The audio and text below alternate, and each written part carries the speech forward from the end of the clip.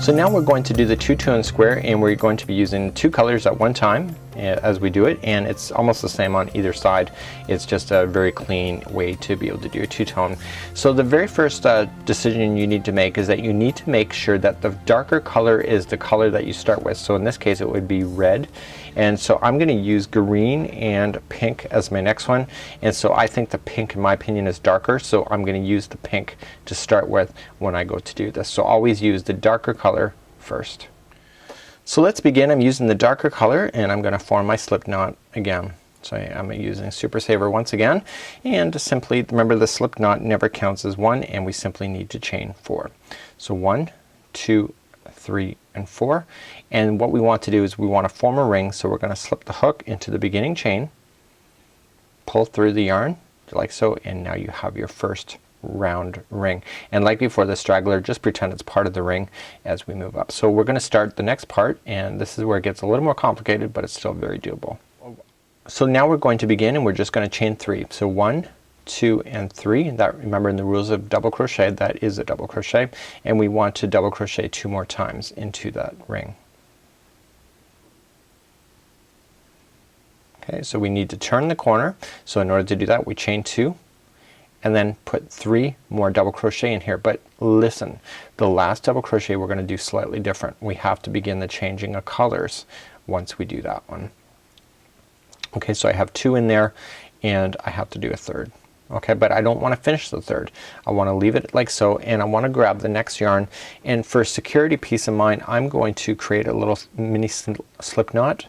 Doesn't say to do this, but I would do it if it were me, and I want to slip that onto the hook, and I want to finish that double crochet with the new yarn, and that makes that green yarn available. You do not want to fasten off this pink one at this time. You want to leave it on, and the straggler we can bury it in. So move that straggler out of the way. Sorry, move this yarn that we still need out of the way. Put the straggler down on top of this section here, and it will get trapped in a position. So to begin this new color is that we chain 2 right away, so 1 and 2, and then we double crochet 3 more times into that same corner. So you can see that the color is going to be on one side, and the green is basically extending over with that chaining of 2 as you look at the corner. So let's chain 2. Okay, and what we want to do is come back down into the center of the ring again and put 3 more double crochets in.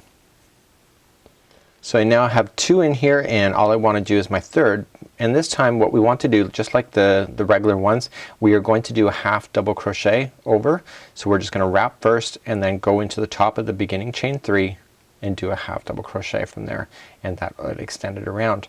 So now we're ready for the next portion of this tutorial. So we're currently using the second color, which is the green, because we started off with the darker color, and we're simply just going to turn our work. And now we're going to chain up 5. So 1, 2, 3, 4, and 5. Now you need to slip stitch to the third one up, so you got to count 1, 2, and 3. So when I count 5, I did it automatically. I just didn't say anything to you, but I would want 1, 2, 3. I'd pinch it, and then 4, 5, and then I knew where to put that slip stitch. So just slip stitch through to create this little nubbly thing, and what we want to do is that we want to come and work the remainder of this round. So we want to begin, and we want to put 2 double crochets into the same gapping space. Okay, so we're not doing the whole thing as we go, because the other side of this corner will be the actual pink. We want to chain 1 and then come to the other side over here, the first corner, and we want to put 3 double crochet, chain 2, 3 double crochet. So you know how to do this already, it's just a matter of doing it, and then 1 and 2. Okay, so we're getting 3 double crochets now in as we turn the corner. Okay, and then chain 1. So this next corner that we're about to run into is going to have a mid color change, so we're the first 3 double crochets are going to be green, but the final double crochet that you're going to do, which is right now, is that we're going to finish it off with the other color. So we're going to bring this pink up.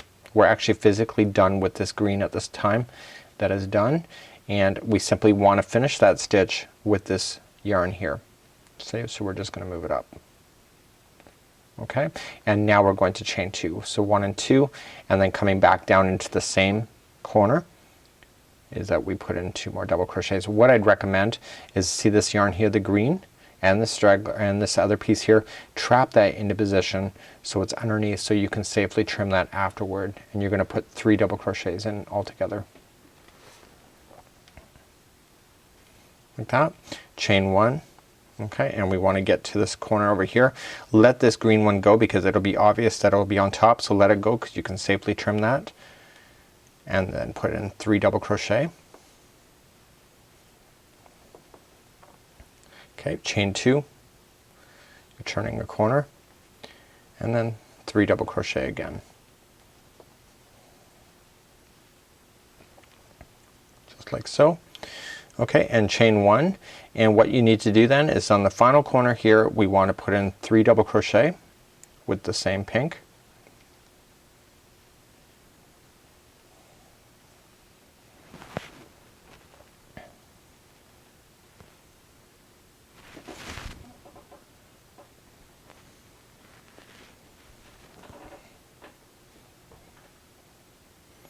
And once you have your 3 in here, see this nubbly thing, you're just going to go inside of that and just slip stitch it together so it brings everything together just like so. And so then you're going to fasten this off. Now this pink, you just want to make sure you leave it extra long so that you can safely trim or use that as a darning needle thread to be able to put your squares together. You just have to fasten off, and just because you are going to be doing attaching them together, you can fasten them off. You don't have to be too specific about it, but make sure that you do use the back loops. So the back loops are here, and those are the loops that you're going to be using when attaching it to its neighbor so that it looks perfect each and every time. So you can safely go back now and just trim off all this extra yarn that's hanging out, and this is your starting yarns plus your changing of yarns in order to have your two-toned granny squares in order to make a pattern like this work. And I would want this to be much longer, but for tutorial reasons I'm just cutting it short like this. And so this will just require just a bit of adjusting, and it will adjust once it's in the Afghan, and this can make it a really cool and fun idea. So this is Mikey on behalf of redheart.com as well as the Crochet Crowd. Until next time, we'll see ya.